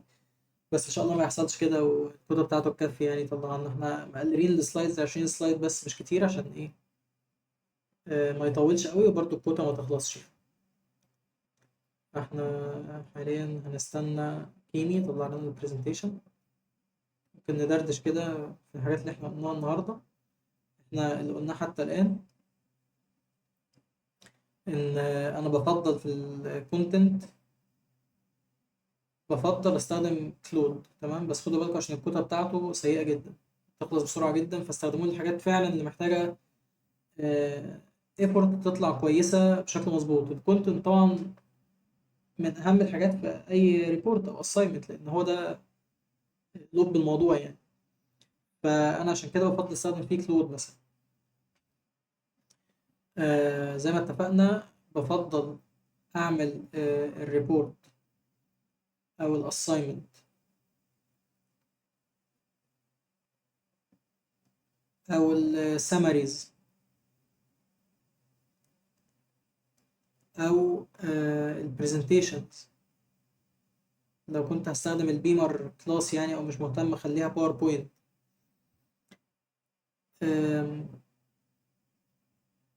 كل الحاجات ديت حرفيا بستخدم معاها لاتك. تمام. طيب بستخدم اللاتك ازاي؟ باجي لاي ال ال ام وليكن جيميناي مثلا، انا بفضل جيميناي. بديله حاجتين، بديله الكونتنت،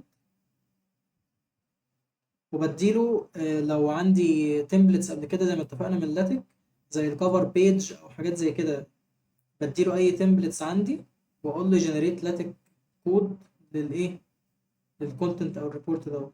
اخده احطه على اوفر ليف مثلا. ماشي. طبعا نستخدم لون تاني عشان اللون ده مش باين. اخده احطه على اوفر ليف وابدا اشتغل بدون اي مشاكل. تمام. واعمل تيوننج واظبط الحاجات اللي محتاجه تتظبط، واضيف صور، اعدل الكلام وهكذا. طيب عقبال ما كيمي يخلص برضو اقول لكم على حاجه بالمناسبه يعني. للاسف اوفرليف عنده كوتا، ماشي برضو، او مش كوتا يعني، عنده تايم اوت، يعني بيبقى محدد وقت معين للكومبايليشن. لو خدت وقت اكتر من اللي هو محدد له الكومبايليشن بيقول لك كومبايليشن تايمد اوت، ان هو مش قادر يكومبايل الفايل. طب ده يحصل امتى؟ لو كان الفايل كبير، يعني زي ما قلت لكم من شويه، الريبورت اللي قلت لكم من شويه اللي هو تقريبا ده، الريبورت دوت اللاتج بتاعه 4000 سطر. تمام، 4000 سطر ده كتير جدا. 4000 سطر ده فايل كبير مش صغير يعني. في ريبورتات بتوصل ل 12000 سطر، ومتخيلين الرقم عامل ازاي يعني، صح؟ فاللي هي ريبورت بقى 300 400 صفحة زي الكتاب بتاع مشروع التخرج مثلا. فالحاجات ديت على اوفر ليف هيقول لك تايمد اوت، مش هيرضى يشتغل. طب تعمل ايه؟ كده خلاص الطريقة باظت يعني؟ لا، اصلا اللاتك اوبن سورس. تمام، اللاتك ده اوبن سورس. يعني ايه اوبن سورس؟ يعني مجاني اصلا، يعني هو مش المفروض يكون ليه فلوس. بس اوفر ليف عشان عنده السيرفيس بتاعت ان هو يعمل لك كومبايليشن اونلاين، وتعمل شيرنج، وتشتغل مع تيمات، وتعمل كولابوريشن وكده، فبيبيع لك السيرفيس على بعضها بفلوس. ولكن انت مش محتاج دوت. انت ممكن بكل بساطه تسطبه لوكال. ممكن تسطب اللاتك لوكال على الجهاز بتاعك بكل بساطه. اللي انت محتاج تنزله، تنزل اي تكست اديتور زي في اس كود. ده اي حد خد اي كورس برمجه بدائي خالص هيبقى اكيد اتعامل معاه او سمع عنه. تمام. احنا زي ما اتفقنا احنا مش توتوريال للحاجات ديت يعني، فاحنا مش هنخش في ديتيلز ازاي تسطب في اس كود مثلا. بس هي يعني حاجه بسيطه جدا يعني، برنامج طبيعي جدا بتنزله وتعمل له انستول، الموضوع انتهى يعني. حاجه سهله خالص. هتروح تسطب حاجه اسمها ميك تكس. ميك تكس ده زي ما تقول الكومبايلر بتاع لاتك يعني. وهتسطب اكستنشن على في اس كود. هتسطب اكستنشن اسمها لاتكس او لاتك ورك شوب. تمام. وهتسطب من على النت حاجه اسمها بيرل. بعد ما تسطب الحاجات دي كلها تسطب في اس كود. تمام. وتسطب ميكتكس والاكستنشن اللي جوه في اس كود اللي اسمها داتا ورك شوب وبيرل. بعد ما تعمل الحاجات دي كلها راستر الجهاز بس، لو في اي كونفيجريشنز او كده يعني تخلص، وافتح اي فايل عندك بفي اس كود، وهيبقى كانه شبه بالظبط اوفر ليف. يعني انا لو جيت دلوقتي هنا قلت اوبن ويز كود اللي هو في اس كود، ماشي، هتلاقي عندي بالظبط. فاكرين اوفر ليف كان شكله ايه؟ كان بيبقى عندك اوفر ليف على الشمال صفحة اللي هي فيها الكود بتاع اللاتك، وعلى اليمين بيبقى عندك ايه؟ البريفيو بتاعه في البي دي اف، اللي هو لما يترندر بي دي اف يبقى شكله ايه يعني. ده كان شكل اوفر ليف، صح؟ احنا دلوقتي على اللاب يعني لوكال من غير اوفر ليف ولا اي حاجه، بقى عندنا حاجه شبه دي بالظبط. انا لو جيت فتحت اللاتك فايل ده دلوقتي اهو، ودوست على العلامه ديت، العلامه دي مش هتظهر لك غير لو انت مسطب الاكستنشن اللي اسمها لاتك ورك شوب. تمام، اللي هي شكلها ايه بما اننا فتحنا بالمره اهي، لاتك ورك شوب دي شكلها. تمام. آه لما بتدوس على السهم الاخضر ده بيعمل بيلد. لما بتدوس على فيو لاتك بي دي اف ديت، تمام، نستنى بس اكتيفيت الاكستنشن، هيظهر لك البي دي اف اهو على اليمين. فبقى عندنا شكل حرفيا شبه بالظبط اوفر ليف بس لوكال على الجهاز عندنا. بتكتب الكود على الشمال، تعمل بيلد بالسهم الاخضر ده، بيظهر لك البي دي اف بتاعه هيبقى شكله ايه على اليمين، حرفيا شبه اوفر ليف بالظبط، مفيش اي فرق. بل بالعكس في فرق للافضل، يعني في فرق في صالحنا احنا. ايه هو؟ ان ده بما انه لوكال، يعني بما انه على الجهاز مش سيرفيس زي اوفر ليف، فانت هنا لو كان 100,000 سطر هتعرف تعمل له بيلد عادي، مش هيقول لك تايم اوت ولا هيقول لك اي حاجه. لان الكمبيوتنج باور دلوقتي اصبحت على الجهاز عندك، يعني هو بيعمل بيلد على الجهاز بتاعك انت. فايا كان عدد السطور وايا كان هياخد وقت قد ايه، ممكن يطول في البيلد. يعني لا، الكود اللي هو كان 4000 سطر ده كان بيبيلد في حوالي 5 دقايق، وقت مش قليل يعني. على اوفر ليب دلوقتي لما كنا بنبيلد كان بياخد ثواني، لا ده عشان كان طويل كان بيبيلد في 5 دقايق، بياخد وقت بس في النهايه بيبيلد وبيشتغل. ما بقتش محتاج تعمل سبسكريبشن او حاجه يعني. فلو حد محتاج ينزله زي ما اتفقنا، دي الطريقه: بتنزل بي اس كود، بتنزل الاكستنشن بتاع اتلتيك ورك شوب، بتنزل ميك تكس من على النت. كتبت ميك تكس هيجي لك تنزله عادي جدا اهو، ميك تكس، تخش تنزله عادي جدا. وهتنزل بيرل برضو، تمام.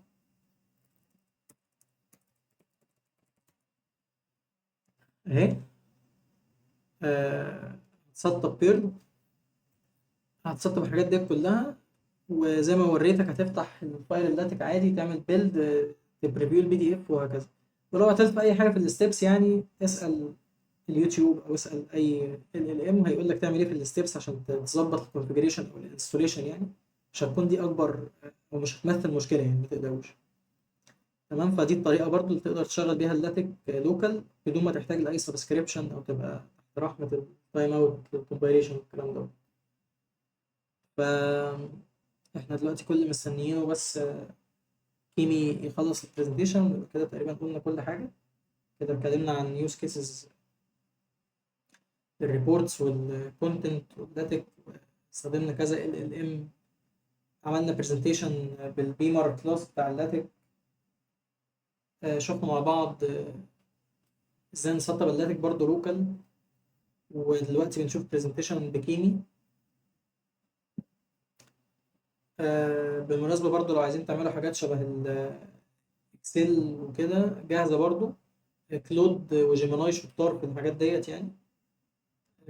جيميناي كمان تحديدا كويس جدا فيها يعني. جيميناي اصلا بيلت ان في جوجل شيتس.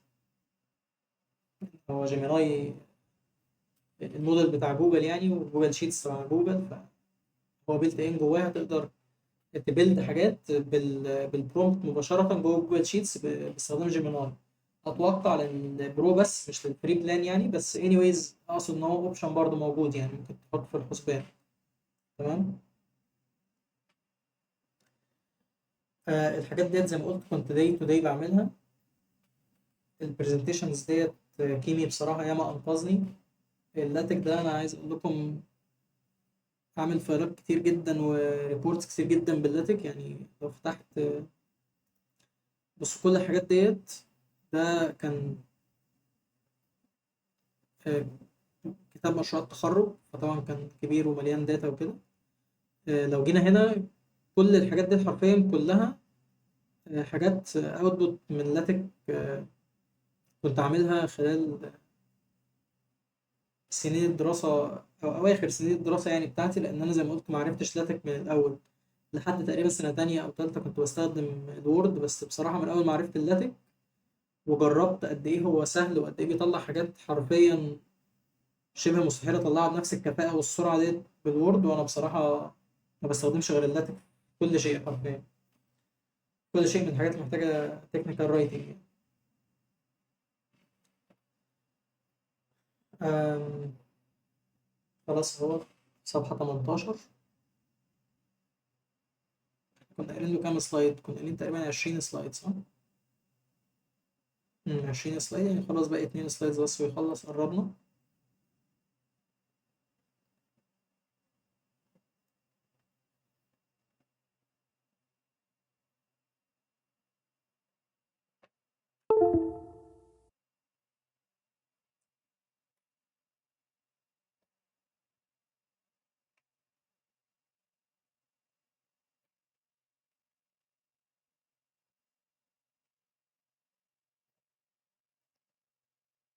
خلاص هو باقي صفحة واحدة، 19، وباقي سلايد واحدة.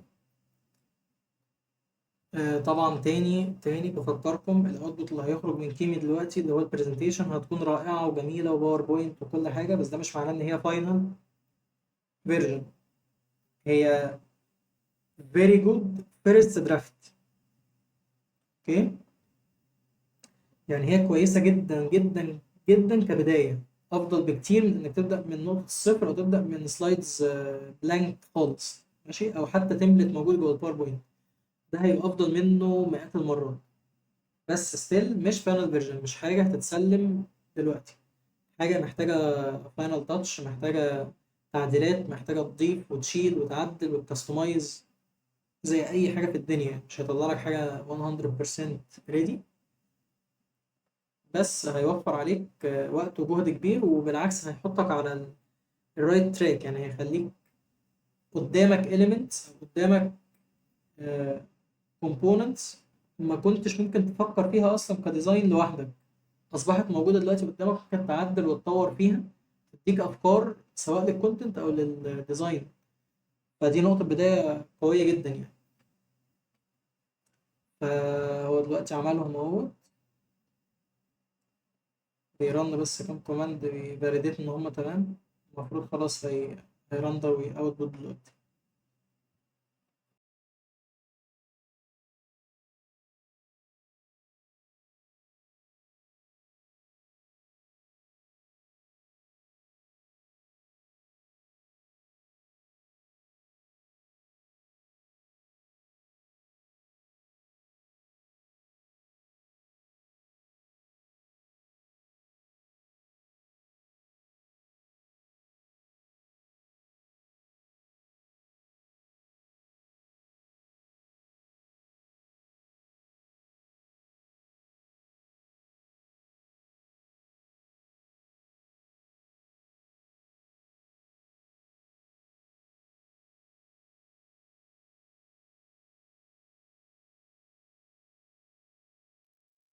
طيب هو دلوقتي خلص وبيقول ان احنا خلصنا معاه الكوتا برضو، مش مهم. آه، هندوس كده على البرزنتيشنز، هيفتحها لنا زي ما اتفقنا. من اكبر المميزات اللي فيها ان هو بيفتحها باوربوينت، وتقدر تكسبورت او تنزلها برضو باوربوينت. فاحنا هنقول اكسبورت، تمام، هننزلها كسلايدز، هنمبيد الفونتس، تمام، هنقول داونلود، ماشي. هتبقى بالشكل دوت، هتبقى باوربوينت، اوكي، تنزل بالشكل ده. تعالوا نفتحها بقى باوربوينت فعلا، آه ونشوف شكلها عامل ازاي. بصوا شكلها، الوان، تنسيق، حاطط بياناتي كلها، حاطط دياجرامز من عنده، حاطط نسب، حاطط ارقام، فورمات بصراحة رائع، حاطط ايكونز شكلها لطيف جدا. آه انا بصراحة شكله بالنسبة لي satisfying جدا أو مرضي جدا يعني. حاطط تقريبا كل elements الواحد محتاجها. عامل زي cover page يعني، حاطط كل بياناتي صح، واخد كل البيانات من الفايل فعلا زي ما أنا قلت له يعتبره source of truth. عامل ايكونز، وعامل diagrams، وعامل أشكال وتشارتس وجرافز، عامل كل حاجة تقريبا بشكل كويس. أنا بصراحة بالنسبة لي كشكل ولا غلطة يعني. أظن لو كنت أنا عايز أعمل الشكل دوت فروم سكراتش بالباوربوينت هاخد وقت طويل جدا عشان يطلع معايا شكله منسق حلو فعلا بالشكل دوت. فبصراحة شكله بالنسبة لي زي ما قلت مرضي تماما. ممكن طبعا لو قريت واحدة واحدة ألاقي في حاجات محتاجة تتظبط في الكلام أو كده، زي ما قلت مفيش أي مشكلة، هو مش فاينل فيرجن يعني. بس أنا بالنسبة لي دوت كستارتنج أو فيرست درافت، لا يعني بالنسبة لي بصراحة رائع ولا كلمة يعني. فده بالنسبة لكيمي والبرزنتيشنز اللي بتبقى باوربوينت. ده طبعا مش فارق لكم باوربوينت ولا لأ، في دقيقة واحدة ببرومبت واحدة لأي LLM اعملها لكم بالبيمر كلاس بتاع اللاتك. بس أنا دوت اللي بيعجبني فيه زي ما قلت لكم إن هو بيخرجه باوربوينت، فأنت بتقدر تعدل فيه وتعمل شو السلايدز وكده براحتك، كأن أنت اللي عاملها فروم سكراتش بالباوربوينت يعني. فبصراحة بتبقى رائعة يعني. بس دي كانت آخر حاجة عايز أوريها لكم النهاردة. أتمنى تكونوا استفدتوا أو حطيتكم بس على بداية التراك، لأن انتوا بتعملوا حاجات بتعملوها يوميا بس بشكل مختلف، أسهل، أسرع، efficient أكتر. وبالعكس بجانب كل ده الجودة بتاعته أفضل بكتير من الطرق الأولانية اللي هي زي إن انتوا تبدأوا كل حاجة from scratch خالص. لأن زي ما احنا عارفين في الوقت دوت يعني لازم نكوب with المودلز اللي بتطلع والتطورات اللي بتحصل ونستخدمها في صالحنا مش ضدنا خالص ولا حاجة يعني. وزي ما قلت في الأول أنا مش بشجعكم يعني على الكسل أو إن أنت تروح تعمل assignment بالاي اي وهكذا، ما قلتش ده خالص. انا قلت لك ان تعمل الكونتنت، تحل تريسيرش، تعمل كل حاجه تبقى فاهم وهكذا. ولكن اللي انا بحاول اسهله عليك هو خطوه تقديم المعلومه، ان انت تحطها في ريبورت شكله كويس، تعمل كتاب شكله كويس، تعمل برزنتيشن شكلها محترم. فانا كل اللي بحاول اخليك تعمله انك يبقى في ايديك تولز او اتحطيت على بدايه التراك ان انت تستخدم طرق جديده او تولز جديده او مودلز من اللي عماله تنزل كل يوم، ان هي تساعدك تطلع اوتبوتس افضل في وقت اقل، فتكون انتاجيتك افضل. ده كان كل غرض من الفيديو. زي ما قلت لكم هو مش كراش كورس او حاجه علميه قوي يعني، هو مجرد كانها دردشه كده من حد صاحبك عارف حاجه حلوه فبيعرفك عليها بس مش اكتر. واتمنى تكونوا استفدتوا ولو حاجه بسيطه جدا زي ان انتوا بس يا دوب ممكن جات لكم بس افكار او طرق جديده تعملوا بيها حاجات frequent في حياتكم. أتمنى يكون الفيديو ده فاتكم في البوينت ديت ويسهل عليكم حاجات كتير إن شاء الله في اللي جاي. وأتمنى ما كنتش برضو طولت عليكم وما كنتش ممل قدر الإمكان. والسلام عليكم.